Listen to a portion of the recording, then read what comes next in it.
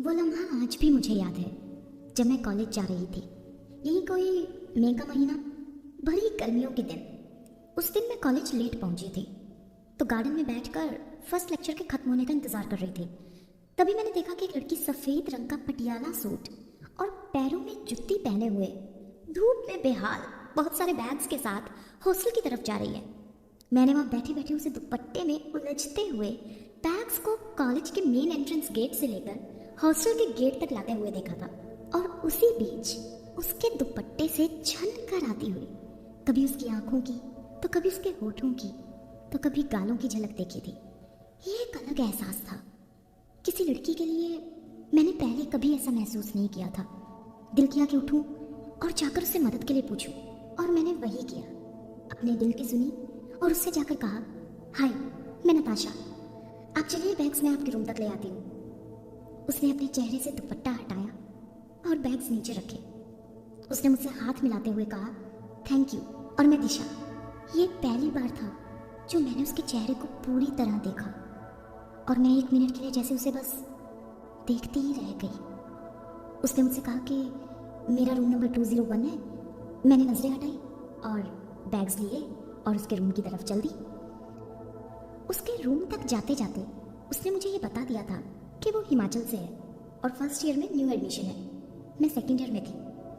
मुझे लगा कि ये लो रोज रोज मुलाकात का मौका तो मिल ही नहीं पाएगा। यूं ही बातचीत करते करते हम दोनों उसके रूम में पहुंच गए। उसने और मैंने बैग्स नीचे रखे और उठते हुए जब मैंने उसे देखा तो उसका सूट पसीने में भीग कर एकदम गीला हो गया था। उसका जिस्म आर पार दिख रहा था। वो बहुत खूबसूरत लग रही थी। उफ, मैंने इससे पहले इतनी खूबसूरत लड़की कभी नहीं देखी थी। तभी उसने झट से दुपट्टा उतारकर बेड पर फेंक दिया। ओहो, इस दुपट्टे की वजह से बैग उठाने में कितनी परेशानी हो रही थी। उसने दुपट्टा फेंकते हुए ये कहा। फिर वो अपने बैग में कुछ ढूंढने लगी। एक बैग, दो बैग, उसने बार बार पता नहीं कितने ही बैग फरोल डाले और फिर जाकर उसने उसमें से एक टॉवल और अपने कपड़े निकाले। मैंने सोचा कि इसे इतना भी याद नहीं कि इसने टॉवल और अपने नहाने के बाद के कपड़े कहाँ रखे हैं। खैर ये सब हुआ और फिर तुरंत उसने जो पसीने से भीगा सफेद रंग का सूट पहना हुआ था वो उतार दिया। तो मैंने झट से अपनी नजरें फेर ली। उसने टॉवल बांधा और मुझसे पूछा, बाथरूम कहाँ है। मैंने उसे कहा कि चलो मैं तुम्हें छोड़ते हुए निकल जाऊंगी। मैं उसे देखने में थोड़ा हिचकिचा रही थी। वो सिर्फ टॉवल में थी। मैंने जल्दी जल्दी दूसरी लड़कियों की नजरों से उसे बचाते हुए बाथरूम तक पहुंचाया और उसे बाय बोलकर वहां से भागी। हॉस्टल के बाहर जाकर मुझे याद आया, ओहो मैंने उसका नंबर तो लिया ही नहीं। धत तेरे की, अब उसे कॉलेज में कैसे मिलूंगी। अरे पर हॉस्टल का रूम नंबर तो पता है ना। हाँ पर क्या बोल के स्पेशली मिलने जाऊंगी। उस वक्त न जाने क्या क्या ख्याल मेरे मन में आ रहे थे। खैर मैंने सोचा कि कहीं ना कहीं तो मुलाकात हो ही जाएगी। कितना बड़ा कॉलेज है, यहीं रहेंगे दोनों, कहीं ना कहीं तो आते जाते मिल ही जाएंगे। इसी उम्मीद में खुद को तसल्ली देकर मैं लेक्चर के लिए चली गई। अगले दिन मैं जब कॉलेज आई तो उससे मिलने की उम्मीद में कुछ देर गार्डन में बैठी, पर वो नहीं दिखी। शायद उसके और मेरे लेक्चर का टाइम डिफरेंट होगा।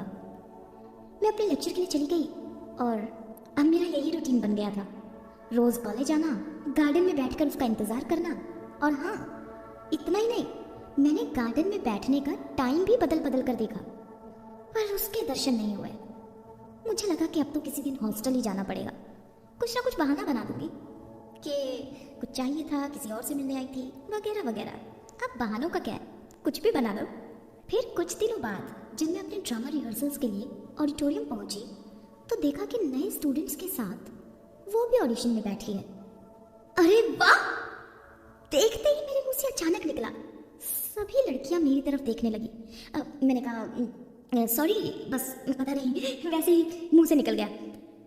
अंदर से मेरे मन में लड्डू फूट रहे थे। वैसे मैं ड्रामा क्लब की हेड थी तो सब मेरे हाथ में था। अब देखिए, मोहब्बत के लिए इतना फेवर तो बनता ही है कि आपकी बंदी आपके सामने हो और उसका ऑडिशन पास ना हो। ऐसा कैसे हो सकता है। मैंने सबके ऑडिशन लिए और सिलेक्शन लिस्ट में उसका भी नाम डाल दिया। पर आपको एक बात बताऊं, हैरानी की बात यह थी कि वो वाकई कमाल की एक्टर थी। उसने बहुत अच्छा परफॉर्म किया था। और इस बार हमने यूथ फेस्टिवल में रोमियो जूलियट प्ले करने का सोचा था। तो समझो मुझे मेरी जूलियट मिल गई थी, यूं कहें रियल लाइफ में भी और रियल लाइफ में भी। तो मैंने रोमियो का कैरेक्टर किया और उसे मैंने जूलियट के लिए कास्ट किया। ड्रामा क्लब का एक रूल था कि लास्ट के 15 दिनों में एक प्रोफेशनल डायरेक्टर हायर किया जाता था जो हमारी प्ले को और बेहतर बनाने में मदद करता था, और उन 15 दिनों के लिए हम कॉलेज में ही रहते थे। और इस तरह 15 दिनों के लिए मुझे उसके साथ रहने का मौका मिल गया। मैं बहुत खुश थी। हम एक साथ जो रहने वाले थे। तो हमारी ड्रामा डायरेक्टर आई और हमारी रिहर्सल्स रोज की तरह चल रही थी। बड़ा मजा आ रहा था। वो और मैं दोनों लीड रोल में थे, हमेशा साथ साथ रहते थे। हम दोनों के बीच अब काफी अच्छी बॉन्डिंग हो गई थी। सभी हमें रोमियो जूलियट कहकर बुलाने लगे थे। बहुत अच्छा लगता था। रात में भी हम साथ में ही सोते थे। फिर एक दिन रिहर्सल्स के दौरान मैं कुछ ऑफ थी और अच्छे से परफॉर्म नहीं कर पा रही थी। अब यूथ फेस्टिवल का दिन भी नजदीक था और डायरेक्टर ने मुझे डांट दिया और थप्पड़ मारा। आज तक किसी ने मुझ पर हाथ नहीं उठाया था। मुझे उस वक्त बहुत गुस्सा आया और मैं ग्रीन रूम में चली गई और रोने लगी।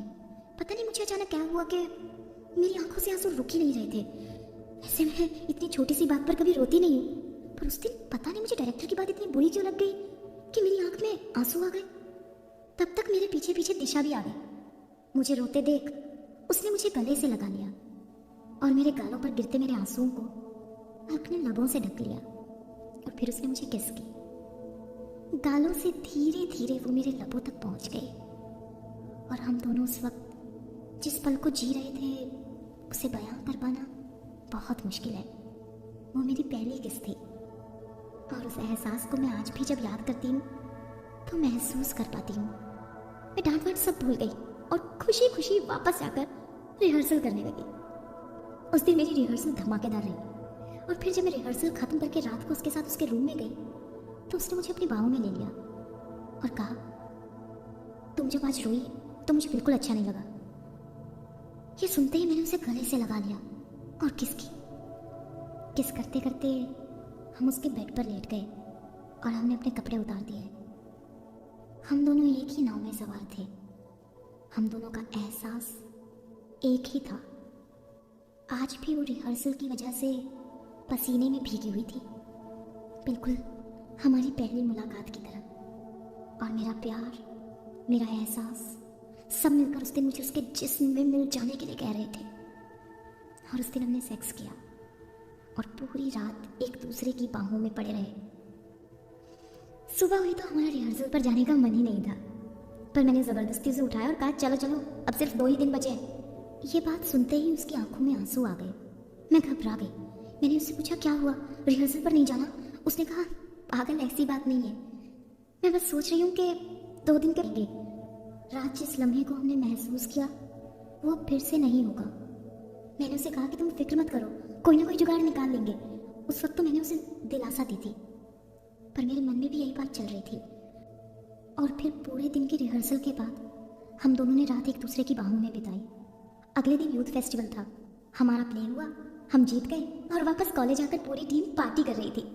तभी वो मुझे खींचकर अपने हॉस्टल रूम में ले गई और मुझे गले लगाकर रोने लगी। मैंने उसे बिठाया और उससे बात की। पूरी रात हम दोनों एक दूसरे की बाहों में पड़े बातें करते रहे। वो हमारी साथ में आखिरी रात थी और शायद इस रिश्ते की भी, क्योंकि अगले दिन सुबह जब मैं उसे गुड बाय किस कर रही थी तो हमें ड्रामा क्लब की एक लड़की ने देख लिया और उसने वार्डन को जाकर कंप्लेंट कर दी।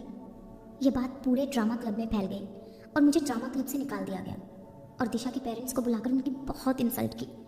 उसके पेरेंट्स उसे अपने साथ वापस हिमाचल ले गए और मैं कॉलेज में अकेले रह गई। लोग मेरे बारे में क्या कहते हैं मुझे इस बात से कोई फ़र्क नहीं पड़ता था, क्योंकि मुझे लेस्बियन होने में कोई शर्मिंदगी नहीं थी। मुझे बस फिक्र थी तो दिशा की कि उस पर क्या बीत रही होगी, क्योंकि जो मुझसे दूर जाने के डर से उस रात रो रही थी, अब इतनी दूर होकर उसकी हालत क्या होगी। जैसे तैसे करके ये साल पूरा हो गया। अब मेरा फाइनल ईयर था और एक दिन मैं यूं ही कॉलेज गार्डन में बैठी हुई थी। मुझे एक अननोन नंबर से कॉल आया। मैंने उठाया तो दिशा की घबराई हुई आवाज़ सुनी। उसने कहा, मैं दिशा, मैं घर से भाग आई हूँ और तुम्हें बस स्टैंड से कॉल कर रही हूँ। मैंने दिल्ली के कॉलेज में अप्लाई किया था और मेरा एडमिशन हो गया है। मैं दिल्ली जा रही हूँ, मैं 8 बजे के करीब वहाँ पहुँच जाऊँगी। प्लीज़ तुम मुझे मिलने दिल्ली आ जाओ। मुझे कश्मीरी के बस स्टॉप पर मिलना, मुझे तुमसे बहुत ज़रूरी बात करनी है। और इतना कहते ही उसने कॉल काट दी। मुझे उस वक्त कुछ समझ नहीं आया। मैंने तुरंत घर कॉल किया और कहा कि मुझे यूनिवर्सिटी एप्लीकेशन के सिलसिले में दिल्ली जाना है। मैं कॉलेज से ही दिल्ली के लिए निकल गई और मैं 5 बजे वहाँ पहुँच गई। 3 घंटे में वहीं हिमाचल से आने वाली बस जहाँ रुकती है उसके सामने बैठी रही। 8:10 पर बस आई और उसमें से दिशा बाहर निकली। हाँ, उसे देखकर मेरी सांस में सांस आई। मैं भाग कर गई और मैंने उसे गले से लगा लिया। हम दोनों वहाँ से निकले और हमने एक होटल रूम बुक किया। हम जैसे ही वहाँ पहुँचे तो उसने बोलना शुरू कर दिया।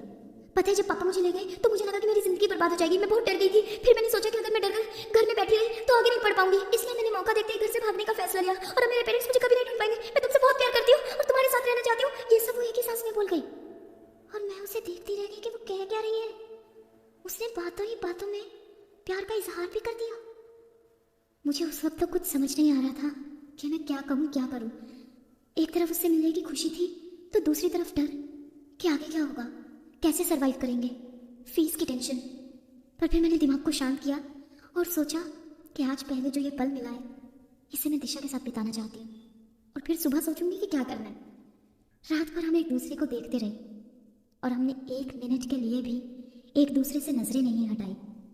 सुबह हुई तो हम ब्रेकफास्ट करने गए।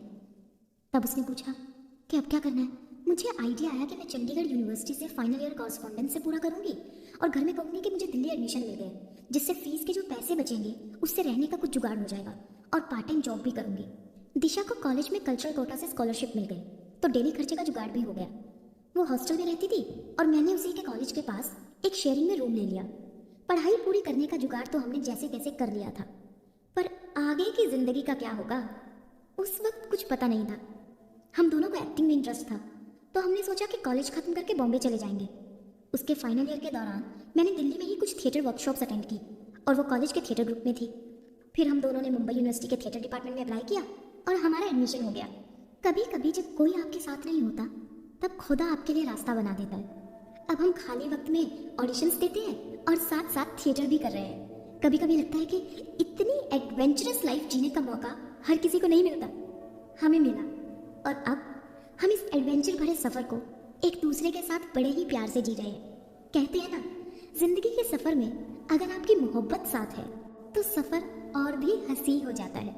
बस हमारी लव स्टोरी में भी कुछ ऐसा ही हुआ। तो जल्दी से बताइए कि आपको हमारी ये स्टोरी कैसी लगी। हमें कैसे पता चलेगा? अगर आप लाइक बटन दबाएंगे तो हमें पता चल जाएगा कि आपको हमारी कहानियाँ पसंद आ रही हैं। और अगर आप चाहते हैं कि हम ऐसे ही आपके लिए कंटेंट लेकर आते रहें तो आप प्लीज़ हमारे चैनल को सपोर्ट करें, सब्सक्राइब करें, शेयर करें, लाइक करें, जो दिल में आए वो करें और बेल बटन दबाना तो बिल्कुल ना भूलें ताकि इस चैनल से रिलेटेड हर अपडेट आपको समय से मिलती रहे।